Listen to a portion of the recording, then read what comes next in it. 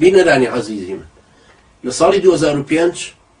ئەو بۆ کەسانە قساکەم کە 12 ساڵ لەمە پێش بۆ ئێستا ئەوان باڵغ بوون و عاقڵن هەستیان بەشدە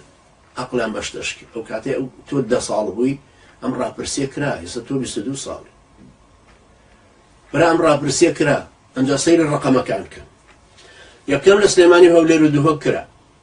دوایی لە مووسڵ و دیالە و تکریتیش کرا لە کەرکووک و نینەوە دیالەش کرا لە سلێمانی هەولێر و دووهۆکیش کرا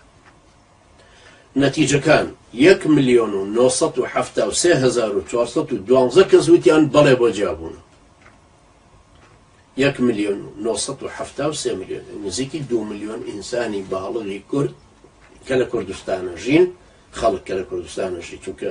تورکمانی لێوە عەرەبی لێوە واتە لە 198.88 کە کاتە نزیکی لە 199 بەڵام نەبوو بە 199 بۆی وەکو درۆکەی عەرەبی لێنە کە ڕئیسەکان انتخاباتیان بۆ کرێ لە 199.99 دێنن ئەمان لە 198.88 بوو بە ئێرادەی خەڵکی بە حڕێتێکی تەواو کورد ڕەئیدا بۆ ئەوەی کە جودا بێتەوە لە عێراق ئێستا چ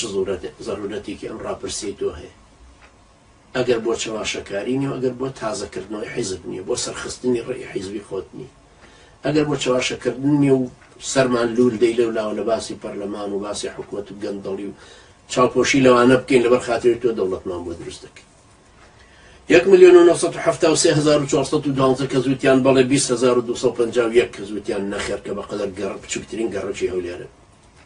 بچووکترین گەڕەکی هەولێر لە 20,000 زیاتر تێ یعنی هەموو ئەم کوردستان و ئەم شەش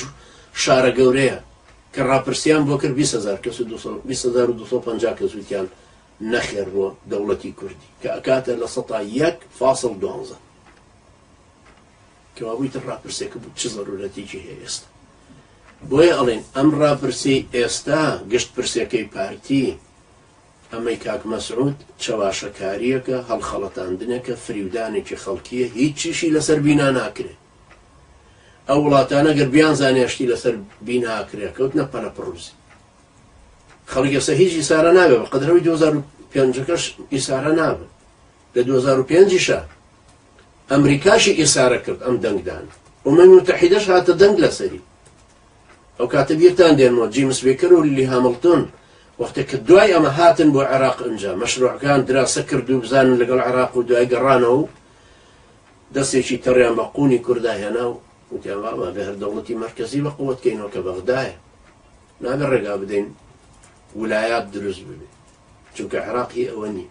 بۆ کوردستانیش و کوردیش پێویستە قەناعەت بەوە بکەن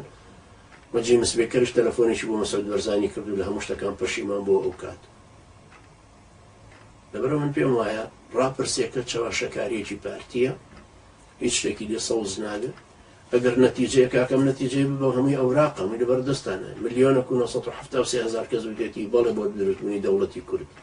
ئەم جارە بەخوا ئەمەش نایێنی تۆ برامە خۆکو لەگاو نییە هەرف زارەکە هەڵدەیت و ئەبزانی دێتەوە پێش ئەوەش لە دەزەچێ ئەو 1 ملیۆنە ژەڕوە یا 1,973,000 کەسەکە شکەمە بێتەوە کاتار زۆنی زەرد لێ دەنگەدا وەلەو ئێوە پێتان مهمە گەر 20 کەسیش لە سلێمانی دەنگ بداڵنەوە مادام 20 کەسیش دەنگی داوە سلێمانیش لەگەڵمانە هەروەکو بەشارە سەد دەڵێ ئێستا خۆم حاکمی هەموو سووریا خی گەورە هیدایەتی هەموو میلەتەکەشمان بدا ئینشاڵڵا بەرچاومان ڕۆشنترکە و هۆشیاریمان زیاترکە بۆی عەقڵمان پێ بشکێ ئەم چاواشەکارە سیاسیە دۆڕاوە مفلیسانە ئەوەندەی تر هەڵمان نەخەڵەتێنەوە بڵێن نا بۆ ڕاپرسیەکەتان نا بۆ دەوڵەتە فشەکەی کە لەسەر خەیاڵ دروستێکن أقول قولي هذا واستغفر الله لي ولكم وجزاكم الله خيرا والسلام عليكم ورحمة الله وبركاته.